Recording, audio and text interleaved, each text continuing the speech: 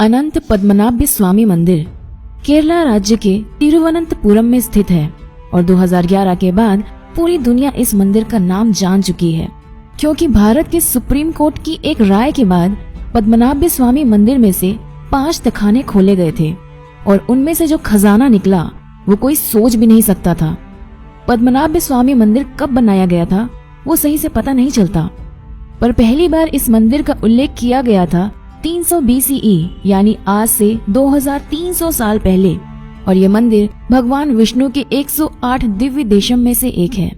Farmer IPS officer mister TP सुंदर राजन के 2009 में किया गया पिटीशन पर 2011 में सुप्रीम कोर्ट ने एक आदेश दिया कि एक एक्सपर्ट टीम पद्मनाभ स्वामी मंदिर के तहखानों को खोलेंगे और वहां पर मौजूद मूल्यवान वस्तुओं का निरीक्षण करेंगे। मंदिर के 6 तहखाने, जिनको A, B, C, D और F के नाम से जाना जाता है, उनमें से C, D, E और F को बहुत बार खोला गया है, और तहखाना A और B के अंदर कोई भी नहीं गया था। 2014 में द न्यू यॉर्कर मैगजीन ने मंदिर के ट्रस्टी VK हरि कुमार, जो तहखाना खोलने के दौरान वहां पर मौजूद थे, उनका इंटरव्यू लिया था, और उस इंटरव्यू से हम जान पाते हैं कि उस दिन वहां क्या हुआ था।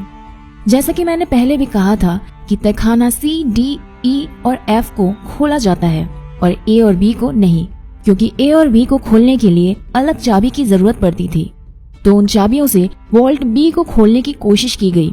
चाबी से पहले वॉल्ट B के बाहर की लोहे के ग्रिल को खोला गया, फिर उसके बाद एक लकड़ी से बना दरवाजा खोला गया और वो एक एंटी चेम्बर में पहुंचे और उस एंटी चेम्बर में तहखाने में घुसने की कोशिश की, और एक दरवाजा उनको मिला जो कि लोहे का बना हुआ था और बहुत बड़ा और मजबूत था। उसे खोलने का कोई रास्ता नहीं था, ना कोई ताला ना कुछ। तो फिर उन्होंने ध्यान वॉल्ट A की तरफ दिया।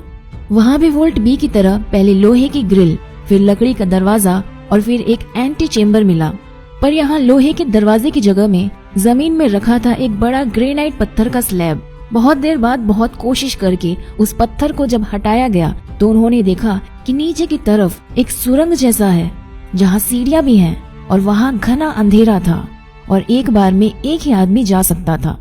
फायर ब्रिगेड की मदद से ऊपर से सुरंग में ऑक्सीजन पंप करने के बाद आर्कियोलॉजिस्ट एक एक करके सुरंग से नीचे गए, और वहाँ जाने के बाद उन्होंने जो देखा वो देख के कोई भी आदमी पागल हो जाएगा। जो थोड़ी सी रोशनी ऊपर से आके सुरंग से गुजर के तहखाने में घुस रही थी, उससे लगा कि जैसे अंधेरी रात में लाखों तारे जल रहे हों। पूरा तहखाना हीरे जवाहरात सोने से भरा हुआ था और 15 लोगों को पूरा दिन लग गया उस तहखाने का सारा खजाना ऊपर लेकर जाने में।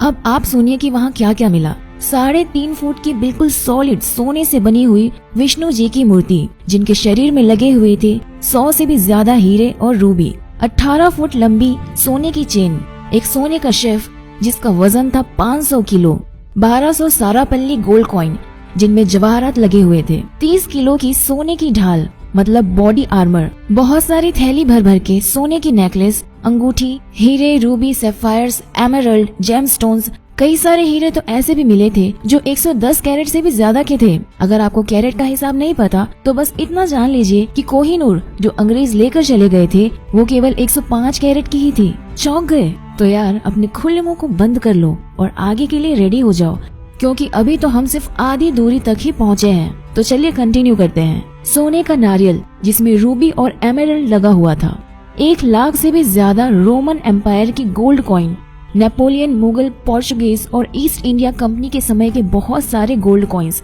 800 किलो से भी ज्यादा वजन के स्वर्ण मुद्रा के स्तूप जो 200 BCE यानी आज से 200 साल पुराना, और एक एक की कीमत है 2.7 करोड़ रुपए। एक पूरा सोने का बना हुआ बहुत बड़ा सिंहासन जिसमें करीब 1000 हीरे जवाहरात लगे हुए थे, 3 स्वर्ण मुकुट जिनमें भी हीरे जवाहरात लगे हुए थे, 100 से भी ज्यादा सोने की चेयर और सोने से बने हुए हजारों बर्तन। तो कुल मिलाकर इस पूरे खजाने की कीमत हो गई $20 बिलियन यानी 1.3 लाख करोड़ रुपए। वो भी सिर्फ मटेरियल कॉस्ट यानी कि आज के दिन में बनाया होता। इसमें अगर इनके एंटिक होने की वैल्यू और कल्चरल वैल्यू लगाई जाए तो कम से कम 10 गुना कीमत और भी बढ़ जाएगी, मतलब $200 बिलियन। और अभी तो सबसे इंटरेस्टिंग पार्ट आना बाकी है, क्योंकि अभी हम बात करने वाले हैं वोल्ट बी को लेकर। जो कि इन 6 वोल्ट्स में से सबसे बड़ा है, और वोल्ट बी जिसको खोलने में नाकाम होके वोल्ट ए को खोला गया था। तो हमने देखा कि वोल्ट बी के दोनों दरवाजे से अंदर घुस के भीतर के एंटी चेम्बर में जाकर उनको वो लोहे का दरवाजा मिला जिसको खोलने का कोई भी उपाय नहीं था। किसी चाबी से इसे खोला नहीं जा सकता था। उस दरवाजे का निरीक्षण करके देखा गया कि उसके बाहर 2 कोबरा का एम्बलम बना हुआ है। ये असल में एक चेतावनी थी। जो इस एम्बलम को जानते हैं उनका कहना है इस एम्बलम का इस दरवाजे पर होने का ये मतलब है कि दरवाजा नागपाश यानी नाग बंधन से बंद किया गया है और उसे खोलने का एकमात्र उपाय है गरुड़ मंत्र का जाप। कोई महर्षि जो गरुड़ मंत्र का सही उच्चारण कर सकते हैं, बस वही इस दरवाजे को खोल पाएंगे। बल प्रयोग या फिर किसी और तरीके से उसे खोला नहीं जा सकता था, और अगर किसी दूसरे तरीके से खोला गया तो भयानक अमंगल के लिए सब तैयार रहें।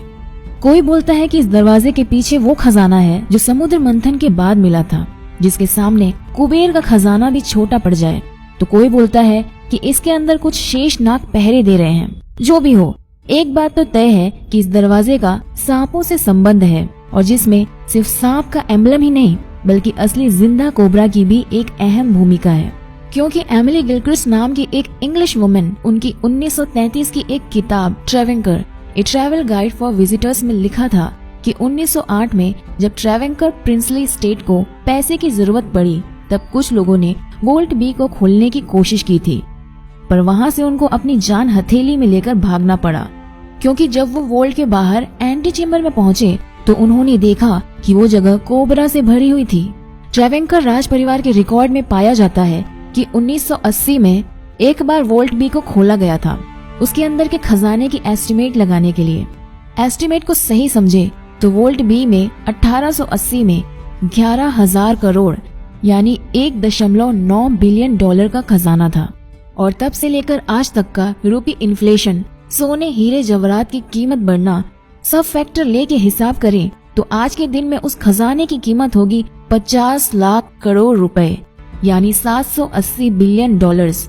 और फिर उस पे एंटिक और कल्चरल वैल्यू लगाया जाए तो वो बढ़कर बन जाता है 500 लाख करोड़ रुपए, मतलब 7.8 ट्रिलियन डॉलर्स।